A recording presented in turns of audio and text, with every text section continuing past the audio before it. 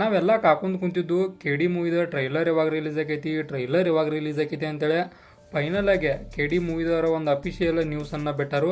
ಅದು ಏನಪ್ಪ ಅಂದ್ರೆ ನಮ್ಮ ಕೆ ಡಿ ಮೂವಿದ ಇವತ್ತನ ಅಂದ್ರೆ 22ನೇ ತಾರೀಕು 7:02 PM ಅಂದ್ರೆ ಸಂಜೆ 7 ಗಂಟೆಗೆ ಒಂದು ಟ್ರೈಲರನ್ನು ರಿಲೀಸ್ ಮಾಡಾರದಾರು. ಈಗ ನಾವು ಸೆನ್ಸಾರ್ ಬೋರ್ಡಿಂದ ಅನೇಕ ರೀತಿಯಾದ ಒಂದಷ್ಟು ಪ್ರಾಬ್ಲಮ್ಗಳನ್ನು ಇವ್ರು ಫೇಸ್ ಮಾಡಿದಾರು. ಅಂದ್ರೆ ಒಂದಷ್ಟು ಏನೋ ಒಂದು ಸೀನ್ಗಳನ್ನು ಕಟ್ ಮಾಡೋದಾಗಲಿ ಅಥವಾ ಸಾಂಗ್ಗಳಲ್ಲಿ ಒಂದಷ್ಟು ರಿಲಿಕ್ಸ್ಗಳನ್ನು ಕಟ್ ಮಾಡೋದಾಗಲಿ ಈ ರೀತಿಯಾದ ಒಂದಷ್ಟು ಪ್ರಾಬ್ಲಮ್ನಿಂದ ಹೊರಗೆ ಬಂದ ಕಸ ಫೈನಲ್ ಆಗಿ ಡೇಟನ್ನು ಫಿಕ್ಸ್ ಮಾಡಿದರು.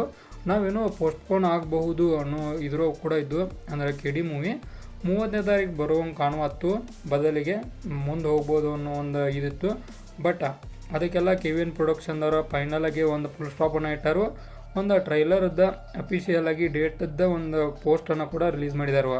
ಇದರ ಅರ್ಥ ಏನಂದ್ರೆ ನಮ್ಮ ಕೆ ಡಿ ಮೂವಿದ ಒಂದು 30ನೇ ತಾರೀಕನ್ನು ರಿಲೀಸ್ ಆಗೈತಿ ಮತ್ತು ಇವತ್ತು 7:02 ಒಂದು ಟ್ರೈಲರ್ ರಿಲೀಸ್ ಆಗೈತಿ. ನಾ ಮಾತ್ರ ಎಕ್ಸೈಟ್ಮೆಂಟ್ ಹಾಕೊಂಡು ಕುಂತನು ಇದು ಯಾವಾಗ ಬರ್ತದೆ ಅಂತೇಳಿ.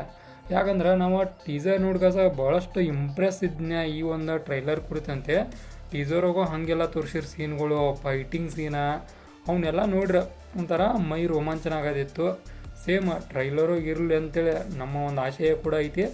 ನೋಡೋಣ ಟ್ರೈಲರ್ ಬಂದ್ಬೇಕಾ ಹೆಂಗಿರ್ತದೆ ಅಂತೇಳಿ. ಇವತ್ತು 7:02 ಆದ್ರೆ ರಿಲೀಸ್ ಆಗೈತಿ.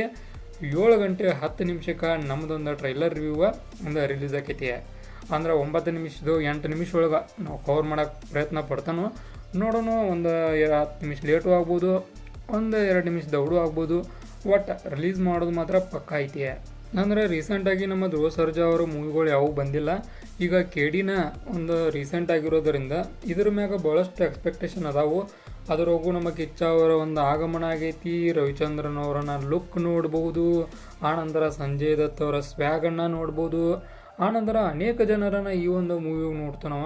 ಆ ಕಾರಣಕ್ಕಾದರೂ ಇದ್ರ ಮ್ಯಾಗ ಭಾಳಷ್ಟು ಇಂಪ್ರೆಸ್ ಹೋಗೋದನು.